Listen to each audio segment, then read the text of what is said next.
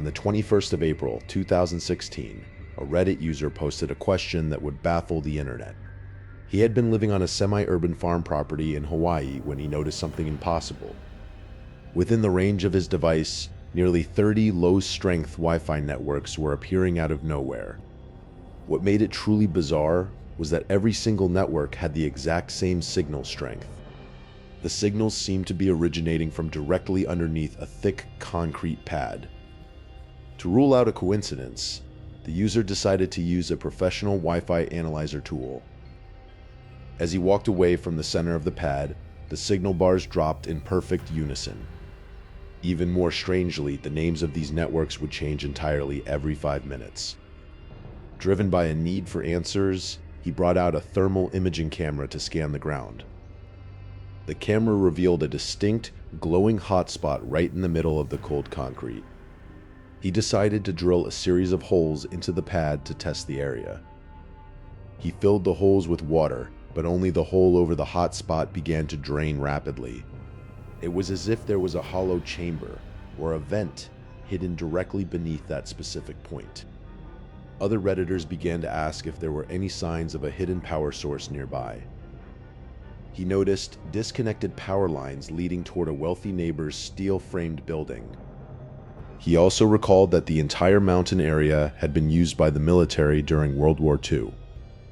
However, official records showed no registered military bases at his specific location. The user was certain that unofficial underground facilities were lurking right beneath him. He shared photos of a multi-breaker power setup that seemed to run directly under the asphalt. Even more unsettling was a large plastic bucket he found, which looked like it was for chemical disposal. Someone asked if he could measure the thickness of the concrete pad to see why the heat was so focused. The pad turned out to be twice as thick as any normal foundation, reinforced with heavy river rocks.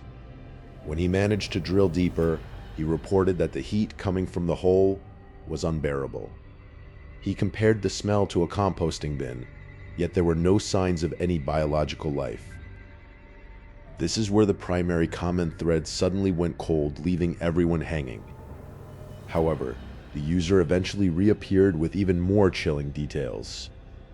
He tried to crack the passwords for the Wi-Fi networks, but found them to be highly encrypted. He pointed out a nearby building that had been constructed by very questionable contractors.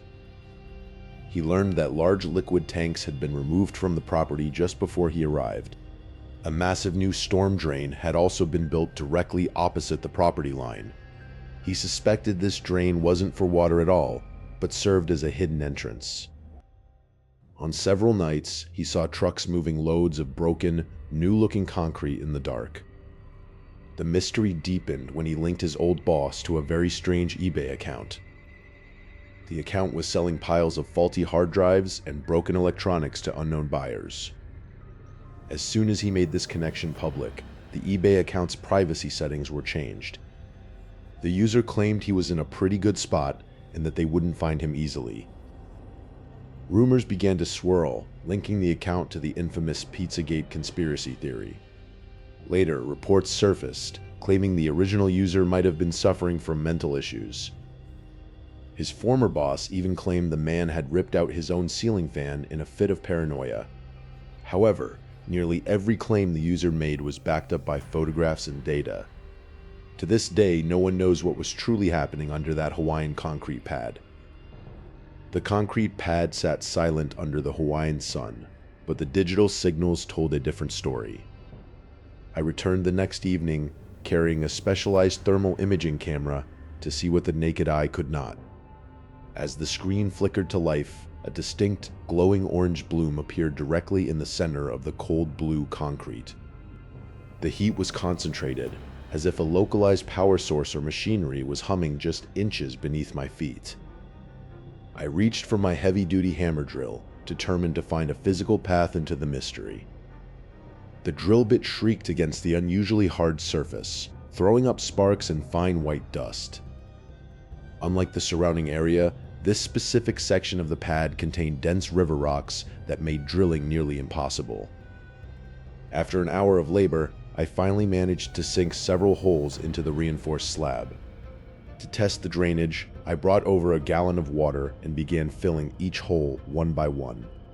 The control holes on the perimeter overflowed immediately, the water pooling on the surface with nowhere to go. But when I poured water into the hole above the heat signature, it vanished instantly into the depths. There was a void down there, a hollow space that was warm and seemingly ventilated. A faint humid scent rose from the opening, reminding me of a composting bin despite the volcanic soil. I felt a sudden chill as I realized the heat wasn't geological, it was artificial. My flashlight beam caught a series of disconnected power lines running toward a neighboring steel building. I followed the conduit with my eyes, seeing it disappear beneath the asphalt toward the hotspot. The wealthy neighbor who owned that building had always been private, rarely seen during the day. History suggested this entire mountain area had been used by the military during World War II. Yet, official maps showed no registered bunkers or facilities at this specific coordinate. I discovered a multi-breaker electrical setup nearby that seemed far too complex for a simple farm. Near the breaker, I found a large plastic bucket that looked eerily like those used for chemical disposal. My mind raced with the possibility of what could be happening in a hidden chamber beneath me. If the heat was coming from a fire, it would dissipate. This was steady, like the exhaust from servers. I knelt down and reached for the thermal camera again, checking for any hidden vents in the tall grass. A small rusted pipe protruded from the soil, emitting a faint hum that resonated through the ground. I quickly withdrew as I heard a car engine idling in the distance, approaching the farm gate. I gathered my tools and retreated into the shadows of the main house, watching from the window. A black truck pulled up to the steel building, its headlights sweeping across the concrete pad I had just drilled. A figure stepped out, holding a flashlight and walking straight toward the area where I had been working. I realized I hadn't covered the holes I drilled, and the fresh white dust was glowing under their light. The figure stopped, kneeling exactly where the heat signature was strongest. They spoke into a radio, their voice a low mumble that I couldn't quite decipher through the glass. Suddenly the figure looked up, pointing their flashlight directly toward my window. I dropped to the floor, my heart hammering against my ribs like a trapped bird. I needed to know if this was a government operation or something far more sinister and private. I logged back into the Wi-Fi analyzer, watching as the SSIDs began their frantic 5-minute rotation. One of the network names briefly changed to a string of numbers that looked like a GPS coordinate. I heard footsteps on the gravel outside, slow and deliberate, circling the house. I needed a way to prove what was down there before I was forced to leave the property for good. The thermal camera had revealed the heat, but the true identity of the facility owner remained a digital ghost. My search for the owner led me to a link I never expected to find, a high-volume eBay account with a very familiar name. Why would a man with a hidden underground facility be selling broken, encrypted hard drives to the public? As I scrolled through the feedback, a comment from a buyer mentioned a pizza delivery that felt like a coded message. A sudden, loud bang echoed from the attic above my head, causing the ceiling dust to rain down on my laptop. I realized then that the signals weren't just coming from under the concrete, they were coming from inside the house. They were coming from inside the house. The realization sent a cold shiver down my spine as I stared at the signal strength peaking near the office door.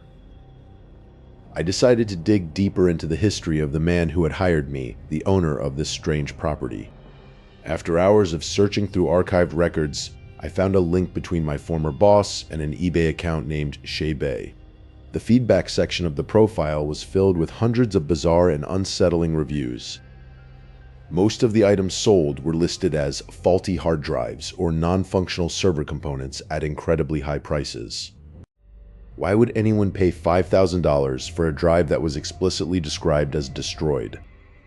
I began to suspect that the hardware was just a shell for something far more illicit being moved through the mail. My search led me to a series of archived forums where the name Shay was whispered in connection to Pizzagate. These viral conspiracy theories claimed the account was part of a secret data trafficking ring. Just as I was about to click on a particularly detailed thread, the eBay profile suddenly went private. My stomach dropped as I realized the owner might be monitoring my digital activity in real time. I quickly shut down my computer and unplugged the router, feeling the sudden weight of the silence. The mystery was no longer just about weird signals under a concrete pad. It was about the people I worked for. I remembered the wealthy neighbor with the steel frame building and the disconnected power lines. If the power wasn't coming from the grid, it was being generated somewhere else entirely. Every time I closed my eyes, I saw the 30 Wi-Fi networks flickering in and out of existence. I felt like a fly caught in a web that spanned the entire island of Hawaii. I needed to find one more piece of physical evidence to prove this wasn't all in my head. I walked back out to the concrete pad, the midnight air thick with humidity and the smell of ozone. A loud metallic clanging echoed from the steel building, making me freeze in my tracks. No lights were on in the neighbor's house, yet the sound of machinery hummed through the ground. I knelt down and pressed my ear against the concrete, listening for the secrets buried beneath. Beneath the stone, I heard the unmistakable sound of cooling fans and the rhythmic clicking of servers. Suddenly, the Wi-Fi analyzer in my pocket began to beep rapidly, indicating a massive surge in signal activity. The network names were changing every few seconds now, displaying strings of gibberish and coordinates. I felt a sudden presence behind me and whipped my flashlight around, catching the glint of eyes in the brush. It was just a feral pig, but my heart was hammering against my ribs like a trapped bird. I realized that I couldn't stay on this property another night without being discovered. As I packed, I found a small, unmarked USB drive tucked into the corner of the desk I had been using. It wasn't mine, and it definitely wasn't there when I moved in. I knew that plugging it in was a risk, but I couldn't leave without knowing what was on it. The drive contained a single folder titled with the name of the eBay seller, Shaybay. Inside were hundreds of surveillance photos of various people, all taken from low-angle hidden cameras. One of the photos was of me, taken through the very window I was sitting next to. I grabbed my bag and ran for my car, not even bothering to lock the front door. The engine roared to life, and I sped down the narrow dirt road, kicking up a cloud of red dust. In the rearview mirror, I saw the headlights of a second vehicle turn on at the edge of the property. It wasn't a neighbor or a pig, it was someone who had been waiting for me to leave. As I reached the main highway, a single text message appeared on my phone from an unknown number. The message simply read, "You should have stayed in the house." I looked back one last time, but the headlights behind me had suddenly vanished into the night. They weren't gone. They were just waiting for the right moment to reappear. They weren't gone. They were just waiting for the right moment to reappear.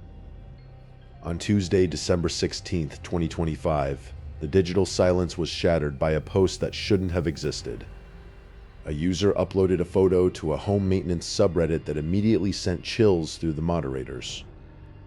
The post was deleted within 60 minutes, but the internet never truly forgets a digital footprint. A vigilant viewer managed to archive the content and sent it to an investigator just days later. The title of the post was deceptively simple, asking for advice on cleaning a rented apartment. However, the attached image told a far more violent story than a simple accidental cut. The blood pattern was oddly shaped, radiating outward from a single point of impact on the wall. Right in the center of the thickest part of the splatter, there was a deep chip in the plaster. This suggested that something heavy or blunt had struck the wall with immense force. The original poster claimed he had merely sliced himself with a knife while working. But medical experts noted that simple cuts do not produce high-velocity impact patterns like these. As investigators dug deeper into the user's history, a tragic and volatile portrait began to emerge. He was a frequent poster in alcoholism subreddits, admitting to heavy drinking 5 days a week. Just a month prior, he had shared a story about his girlfriend leaving him after a betrayal. She had ended the relationship just days before an expensive engagement ring arrived in the mail. The coincidence of the breakup followed by the accidental blood splatter was too much for the community to ignore.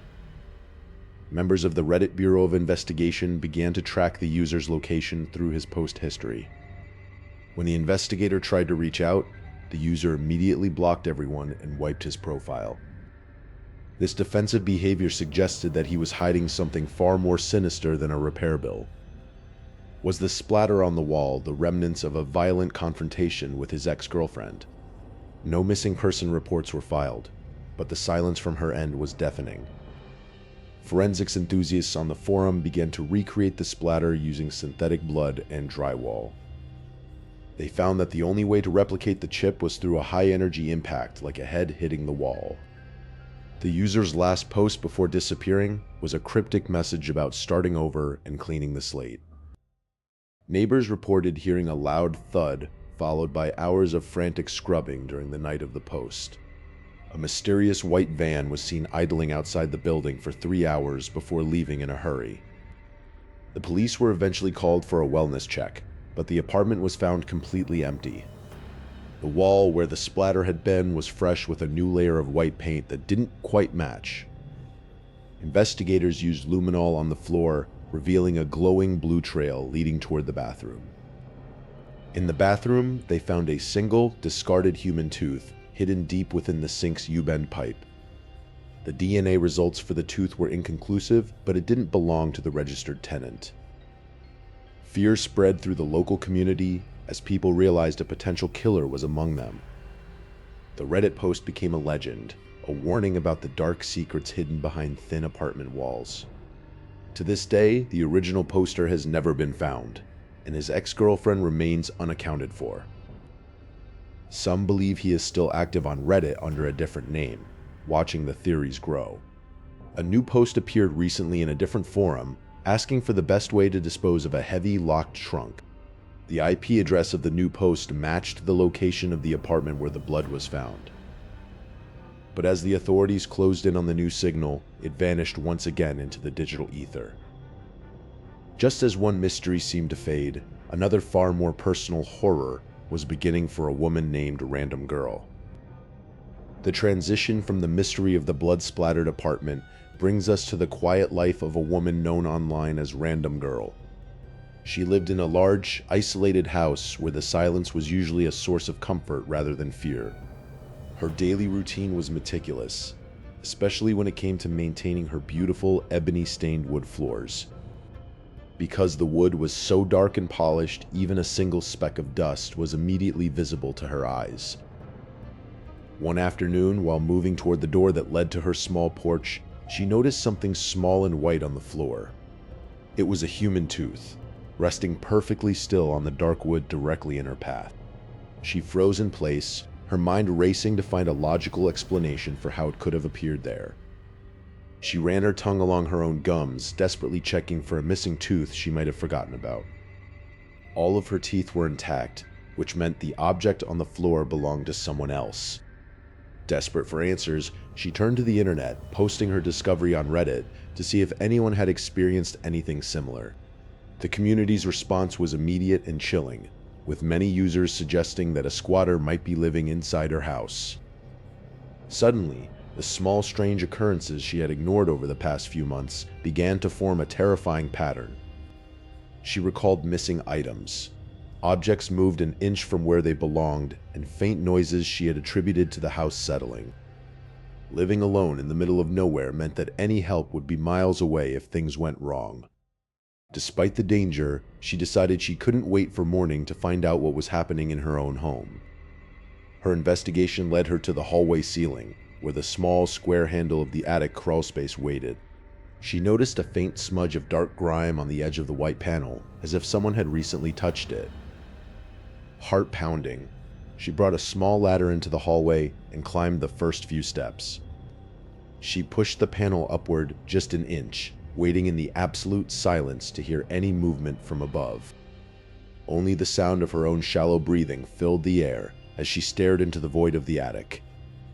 She eventually climbed high enough to poke her head into the space, scanning the rafters with her light. The attic was filled with strange objects that she didn't recognize as her own. There were several beer koozies, a small pile of loose change, and a single $20 bill lying on the insulation. Further back in the shadows, she saw a collection of her own missing clothes, neatly folded into a makeshift nest. Realizing the intruder could return at any moment, she scrambled down the ladder and called the local sheriff. Because she lived in a tiny community of only 400 people, she knew the sheriff personally, which offered a small sense of relief. Officers arrived and began a thorough search of the crawlspace, dusting for fingerprints and cataloging the bizarre hoard. The search revealed that the intruder had been using the attic as a surveillance point for a very long time. The police found items that suggested a deeply disturbed obsession, including things that were too graphic to even describe in the report. The most unsettling part was the realization that the intruder only entered the attic when she was actually home. He wasn't looking for a place to sleep, he was looking for a place to watch her live. Despite the police presence, the identity of the person remained a mystery for several more days. Every person she passed in town now felt like a potential suspect, their friendly smiles suddenly feeling like masks. A few days later, she received a phone call from the sheriff that would change her perception of her community forever. They had matched the fingerprints to a 70-year-old man who lived just a few doors down. He was a respected church deacon, a father of 4, and a grandfather who had been married to the same woman for decades. This pillar of the community had been sneaking into her home, crawling into her attic, and watching her for over a year. The tooth she found was his, likely lost during one of his many secret visits through the small porch door. Even with the man in custody, the sense of violation was something she knew she would never truly recover from. But as the attic stalker was led away, the woman received a final, anonymous message on her phone that proved her nightmare wasn't quite over. The message contained a photo taken from inside her own bedroom, showing her asleep just minutes before she woke up that morning. If the neighbor was already in custody, she had to ask herself who was still watching from the walls. The silence of the house felt heavy as the woman stared at the dark rectangular void of the attic hatch. She quickly dialed the local sheriff, her voice trembling as she explained the tooth and the missing items. Within 20 minutes, the quiet neighborhood was illuminated by the rhythmic flashing of blue and red police lights.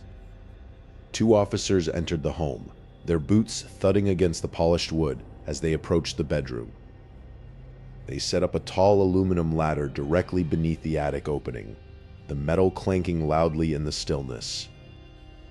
One officer began the slow ascent, his gloved hand gripping the rungs as he disappeared into the darkness. Above the ceiling, the beam of his flashlight revealed a scene of absolute depravity and long-term habitation.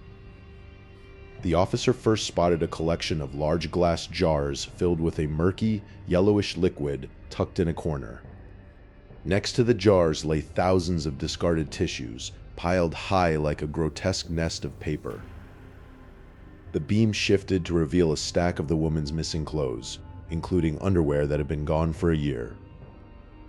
Strange items were scattered nearby, including beer koozies and a small wooden turtle bobblehead. Most disturbing were the black and pink straps with Velcro ends, their intended purpose left to a terrifying imagination. Below the ladder, the woman waited in agony, listening to the muffled sounds of the search above her head. The police dusted for fingerprints on the access panel, finding clear prints that didn't belong to the homeowner. They realized the intruder had been entering and exiting through the small porch door when she was home. The investigation shifted to the local community, as the prints were cross-referenced with local records. Days passed with no news, and the woman began to feel like a prisoner in her own home. She began to wonder if every neighbor she waved to was secretly the monster from the walls. Then, she received a phone call from the sheriff that would shatter her perception of reality forever. The prints belonged to her 70-year-old neighbor, a man who lived just a few houses away. This man was a respected church deacon, known for his kindness and devotion to his congregation. He was a father of 4 and a grandfather of 6, seemingly the perfect family man. He had been married to the same woman for decades, maintaining a flawless facade while committing horrors. The realization hit her that he had been watching her for over a year, learning her every routine. She remembered the tooth on the floor and realized he must have lost it during one of his nocturnal visits. The sheriff explained that the man only visited the attic when he knew she was home, fueled by the thrill of proximity. The jars of semen and piles of tissues were evidence of a deep-seated and dangerous obsession. The woman felt a wave of nausea as she thought about the clothes he had stolen and kept in his secret nest. Police moved in to arrest the deacon, but the news of his capture didn't bring the peace she expected. Her sense of safety in the small community of 400 people was permanently destroyed. She installed heavy-duty deadbolts and security cameras, turning her home into a fortress. Every creak of the floorboards or settle of the house now sent her heart racing. She began to receive anonymous letters in the mail, their contents cryptic and unsettling. One letter simply stated, "The attic was just the beginning." She showed the letters to the sheriff, but there was no way to trace them to the incarcerated neighbor. She realized that if the deacon was in jail, someone else must be watching her from the shadows. One night, she heard a distinct scraping sound coming from the crawl space beneath the floorboards. She grabbed a heavy flashlight and a kitchen knife, her breath hitching in her throat. She approached the small access door to the crawl space, located in the back of her closet. As she pulled the latch, the door swung inward to reveal a pair of glowing human eyes reflecting her flashlight beam. The figure lunged forward, but before she could scream, a heavy concrete bridge appeared in her mind, leading to an even darker discovery. The cool air of North Wales hung heavy over the desolate coastal road as the group of teenagers wandered near the railway tracks. They had grown bored of the repetitive rural life and sought a thrill in the shadows of the massive stone structures. Underneath the overhead train tracks, one of them spotted a rusted manhole cover hidden behind a patch of thick weeds. Determined to see what lay beneath, they returned the next evening equipped with heavy tools to pry the seal open. The heavy steel disc groaned as it shifted, revealing a dark vertical shaft with a narrow iron ladder descending into the abyss. One by one, they climbed down the cold rungs, their hearts pounding against their ribs in the stifling silence. At the bottom, they found themselves in a narrow concrete passage that seemed to stretch the entire length of the bridge. The space was so tight they had to crawl on their stomachs, the rough concrete scraping against their clothes. Gaps in the floor allowed them to see the headlights of cars passing on the road far below their feet. This strange vantage point gave them a momentary sense of safety, knowing they were still near the world they knew. However, the atmosphere shifted when the lead teenager noticed a faint shape at the very end of the tunnel. They moved forward slowly, the sound of their own breathing echoing loudly in the hollow chamber. As they reached the end, the flashlight beam landed on a single lonely folding chair sitting in the center of the room. On the wall directly in front of the chair, a magazine clipping of a woman had been crudely taped to the stone. The image was nightmarish, as the woman's eyes had been meticulously cut out with a sharp blade. On the floor beneath the chair lay a used, bloody condom, suggesting recent and disturbing activity. Panic seized the group as they realized someone was using this hidden bridge as a private, depraved sanctuary. They scrambled backward through the tunnel, the walls suddenly feeling like they were closing in on them. Every shadow looked like a person waiting to block their only exit from the concrete tomb. Reaching the ladder, they climbed with a ferocity born of pure adrenaline, praying the hatch was still open. They burst out into the night air, quickly sliding the heavy manhole cover back into place to hide the entrance. For weeks, they looked at every neighbor in their small town with suspicion, wondering who among them held such dark secrets. The narrator admitted that they never told the police, a decision that would haunt him as he grew older. These stories serve as a chilling reminder that the people we trust most often hide the most monstrous versions of themselves. Whether it is a deacon in the attic or an unknown figure in a bridge, the shadows are closer than they appear. The digital trails left on Reddit, are the only evidence that remains of these horrifying encounters. Each discovery left a permanent scar on those who stumbled upon the truth, changing their perception of safety forever. The small town silence in Wales remained unbroken, though the teenagers knew the bridge still held its breath. They never returned to that manhole, leaving the chair and the faceless woman to rot in the dark. But the knowledge that a predator walked their streets stayed with them, a ghost in every friendly greeting. As the mysteries of the internet fade into archived threads, the real-world horrors they describe continue to linger. We may never know the names of the monsters, but we now know exactly where they choose to hide. The resolution of these cases, though often incomplete, provides a terrifying window into the human psyche. The investigation into the digital shadows concludes here, leaving only the warnings behind. Always remember that a locked door is more than just a barrier. It is the only thing keeping the nightmare out. The stories of Reddit remind us that the most disturbing secrets are often right beneath our feet or above our heads. From Hawaii to Wales, the darkness remains, waiting for the next curious soul to find it. Sleep well tonight and make sure your surroundings are exactly as you left them. For you never truly know who might be watching from the gaps in the walls. This is the end of the digital shadows, where the truth is often more terrifying than the fiction.